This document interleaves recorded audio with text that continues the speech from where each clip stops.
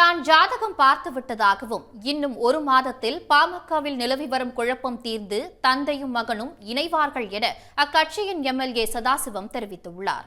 சேலத்தில் செய்தியாளர்களிடம் பேசிய அவர் விரைவில் தீர்வு ஏற்படும் என நம்பிக்கை தெரிவித்தார். பாமக கட்சி தாங்க, கட்சியில் சிறு மன வருத்தம் உங்களுக்கு அன்போடு பண்போடும் பத்திரிகை நண்பர் பாசத்தோடு கேட்டுவதெல்லாம் சிறு வருத்தம். நீங்க சிவபெருமானுக்கு கோவிச்சுட்டு பழனிமலை முருகன் போகலையா, அது தெய்வமாக கொண்டாடி. அதனால் இப்போ சிறு வருத்தங்கள் சரி செய்யப்படும். ஆகவே பத்திரிகை நம்பர் எங்களை நீங்கள் பிரிக்காம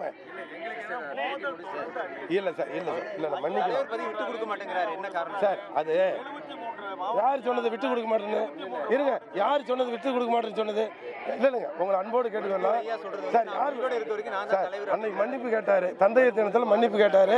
அவர் சொல்கிற மாதிரி கேட்குறேன்னு சொல்லியிருக்காங்க. அதனால் இப்போ உங்களை நாங்கள் லைவாக நான் பேட்டியே கொடுக்க மாட்டேன்.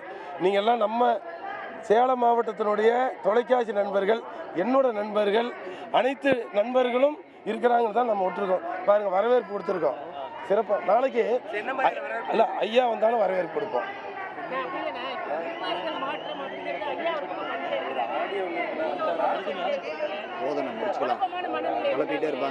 நாங்கள் எல்லாரும் விரைவில் ஐயாவும் சின்னையாவும் கட்சியை சேர்ந்து வழி நடத்துவார்கள். அது ஒரு மாத காலம் தேவைப்படுகிறது. அதை நீங்க வெளிப்படுத்துங்க.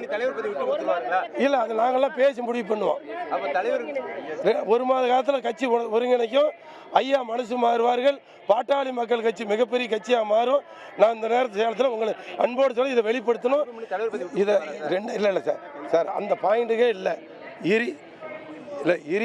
ரெண்டு பிரிவுங்கிறதுனால ஒரு பிரிவு தான். கால சூழ்நிலை நான் ஜாதகம் பார்த்துட்டேன். ஒரு மாதத்தில் பாட்டாளி மக்கள் கட்சி தமிழ்நாட்டில் ஒன்று சேர்ந்து மக்களை வழிநடத்தும் என்பதை அன்போடு தெரிவித்துக் கொள்கிறேன். உடனுக்குடன் செய்திகளை தெரிந்து கொள்ள சன் நியூஸ் பெல் ஐகானை கிளிக் பண்ணுங்க.